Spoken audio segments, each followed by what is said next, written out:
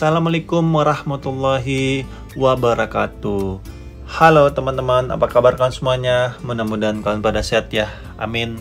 Kembali lagi sama saya Abdul Fattah Arifin, dan kali ini kita akan mengupdate progres terkini pembangunan Tol Harbor 2 yang berada di RE Marta Dinata, tepatnya di Ancol Timur. Dan proyek ini sudah berjalan dari tahun 2021 teman-teman, dan hingga saat ini terus dilakukan upaya-upaya untuk sesegerakan penyelesaian pembangunan tol ini.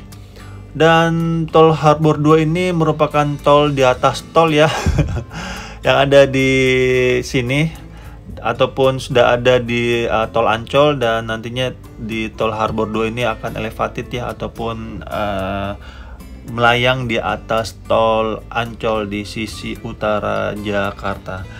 Dan di saat ini tepat di depan kita ini sedang dilakukan pemancangan pihet, dan saat ini masih dalam tahap pelcap teman-teman, dan baru saja beberapa baru naik tiang-tiang pancangnya. Dan pelcap itu merupakan suatu cara untuk meningkatkan pondasi sebelum didirikan kolom di bagian atasnya teman-teman. Pelcap ini bertujuan agar lokasi kolom benar-benar berada di titik pusat pondasi, sehingga tidak menyebabkan eksentritas yang dapat menyebabkan beban tambahan pada pondasi teman-teman. Dan saat ini pelcap tersebut sudah beberapa yang jadi, dan saat ini sedang dilakukan pemancangan pihet, dan nantinya setelah pemancangan pihet tersebut maka akan dilakukannya install girder yang menjadi tiang palang dari pihet itu sendiri.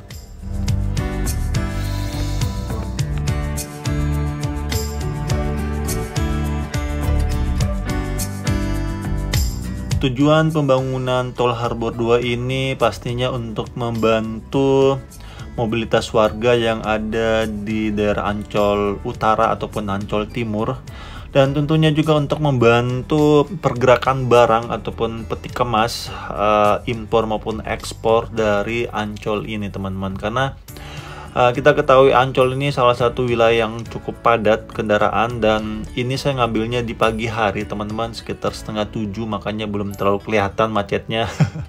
Entar ini jam-jam 7:30 baru macetnya gila-gilaan.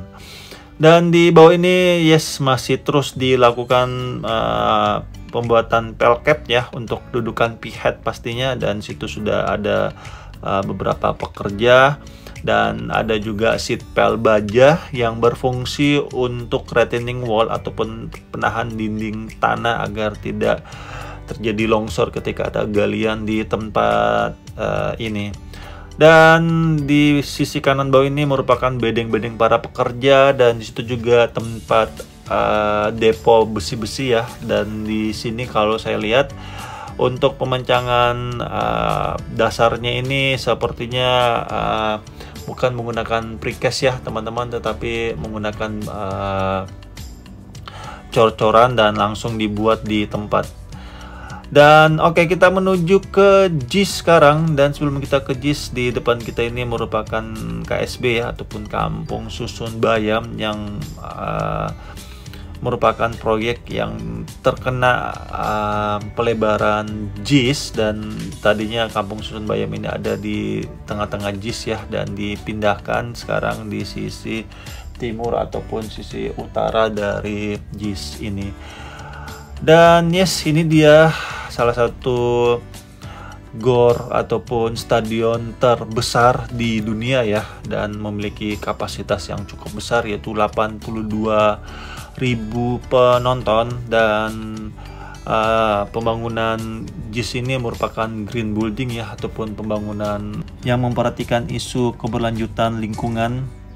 Makanya kalau kita lihat ya, stadion sebesar ini dan hanya bisa menampung sekitar 1.200-an kendaraan yang bisa masuk, karena memang tujuan dari pembangunan ini kita berkiblat dengan stadion di luar negeri ya, seperti Santiago Bernabeu. Itu stadion besar, tetapi lahan parkirnya memang tidak terlalu banyak karena isu keberlanjutan lingkungan lah itu yang mengakibatkan harus diefisiensi dalam menggunakan kendaraan pribadi. Dan tentunya kalau kita menggunakan kendaraan transportasi umum, maka karbon pembuangan dari kendaraan pribadi kita pasti akan semakin berkurang, sehingga impactnya itu akan kita dapatkan udara yang lebih bersih. Dan di tempat ini juga nantinya teman-teman akan ada Ecopark Tourism Danau Cincin yang merupakan satu bagian dari pembangunan JIS. Cuma di tahun 2021 ini kita dihantam COVID ya, sehingga pembangunan di sini terhenti. Dan setahu saya